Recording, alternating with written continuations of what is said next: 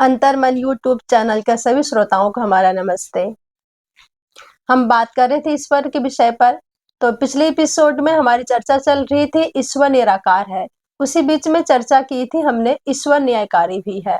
तो आचार्य जी से मेरा क्वेश्चन ये है कि आज संसार में जो बुरे कर्म करते हैं वो इतने खुश क्यों है? जी, बहुत स्वाभाविक प्रश्न है ये। ईश्वर के विषय में जब बात होती है कि ईश्वर न्यायकारी है, हम्म। तो न्यायकारी होने के कारण से कर्मों का फल देगा वो। जिसने जैसा कर्म किया है वैसा उसको फल मिलेगा। अच्छे कर्म करने वालों को अच्छा फल देगा, बुरे कर्म करने वालों को बुरा फल बुरा वो देगा। फल। अब ये तो एक सिद्धांत की बात हो गई, लेकिन व्यक्ति जब व्यवहार में देखता है तो उसको लगता है कि ये तो उल्टा है। जो बुरे कर्म करने वाले हैं वो ज़्यादा सुखी हैं, वो ज़्यादा संपन्न हैं, वो ज़्यादा प्रसन्न हैं, और अगर यूं लौकिक भाषा में कहें तो वो मौज में है। हम्म। तो इसका समाधान ये है, सबसे पहले हमें ये समझना होगा कि न्याय क्या है।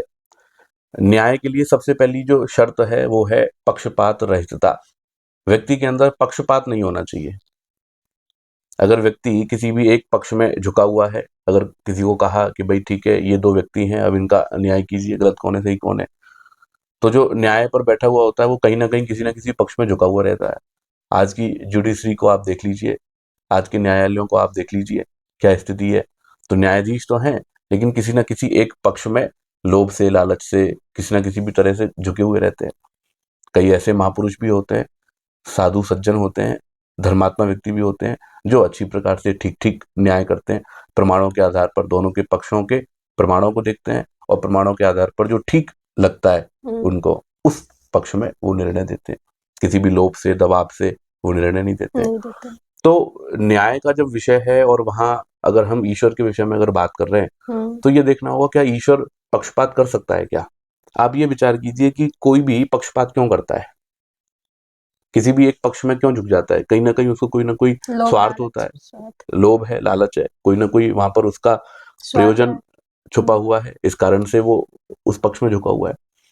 आप देखिए तो ईश्वर जो है, ईश्वर को किस प्रकार का लोभ है। ईश्वर तो पूर्ण है, ईश्वर तो सर्वगुण संपन्न है, आनंद स्वरूप है, उनको तो किसी भी प्रकार की कोई कमी नहीं है, वो तो भूमा है। तो ऐसी स्थिति में ईश्वर का किसी भी एक पक्ष में झुकना, किसी भी एक पक्ष के लिए निर्णय का देना, ये संभव ही नहीं है। तो ईश्वर जो है वो पक्षपात रहित होकर के, और जिसने जैसा कर्म किया है वैसा ही फल देता है। तो अब आपने जो ये बात रखी कि बुरे कर्म करने वाले भी अच्छे दिखाई दे रहे होते हैं, तो इसमें हमें ये समझना होगा कि जो कर्म जब व्यक्ति कर रहा होता है, उस समय में उस कर्म का फल नहीं मिलता है। हम जब ये कह रहे होते हैं कि पाप कर्म तो वो कर रहा है लेकिन वो मौज में है, तो इसका मतलब क्या है कि हमारे मन के अंदर ये है कि जब वो कर्म कर रहा है तो उसी समय उसको उसके किए का दंड मिलना चाहिए। यदि वो पाप कर्म कर रहा है और तत्काल उसको अगर दंड मिल रहा है तब तो ठीक है, तब तो हमें विश्वास हो जाएगा भाई ईश्वर न्यायकारी है, वो दिख जाता है ना दिख तुरंत जाता तुरंत। है। अब वो पाप तो वो कर रहा है, लेकिन उसका जो दंड है वो दिख नहीं रहा, तो इसलिए ईश्वर पर हम आरोप लगाते हैं कि ईश्वर जो है ऐसी स्थिति में न्यायकारी नहीं है। लेकिन ऐसा नहीं है। सामान्य रूप से जो व्यक्ति कर्म कर रहा होता है, उन कर्मों का फल एक समय आने पर मिलता है। कर्मों का फल तत्काल नहीं मिल जाता है, अभी कर्म किया और अभी फल मिल गया। एक समय के बाद में कर्मों का फल मिलता है। उदाहरण के लिए हम कोई बीज बोते हैं, तो बीज बोने के बाद में वो जब पूरे वृक्ष में परिवर्तित हो जाता है, और फिर उसके बाद में फल आते हैं, और फल जब पक जाते हैं तब वो खाने के योग्य होते हैं।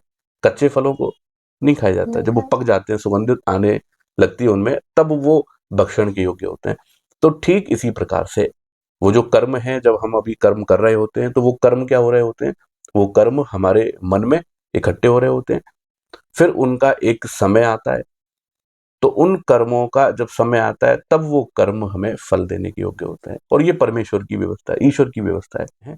तो इसलिए ये नहीं समझना चाहिए कि वो जो गलत कर्म कर रहा है, रिश्वत ले रहा है, झूठ बोल रहा है, पाखंड कर रहा है, दूसरों को ठग रहा है, बेईमानी कर रहा है, और वो बचा रह जाएगा, बचेगा नहीं। जब समय आएगा उसके कर्मों के भोग का, तो उस समय में वो वहां पर भोगेगा।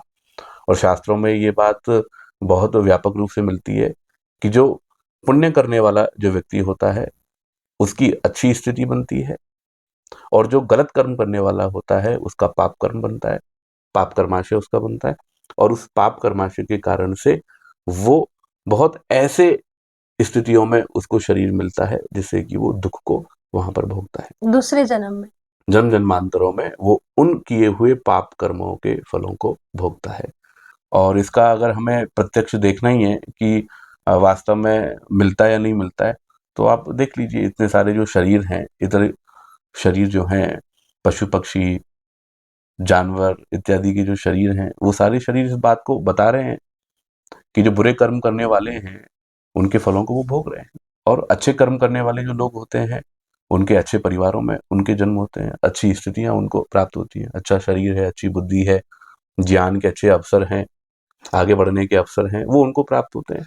तो लोग तो मानते नहीं है कि पुनर्जन्म होता है या नहीं होता है, और लोक में भी यही देखने को मिलता है कि लोग मानते नहीं है, और चारवाके ने जो कहा है वो लोग आज साबित करके दिखा रहे हैं, वही कर रहे हैं कि नहीं है तो ऋण लेकर के खाओ, ऋण लेकर के पियो, ऋण अमृतवा घृतम पिबेत, ऐसा कहते हैं वो चारवाक, और लोक में भी यही करते हैं।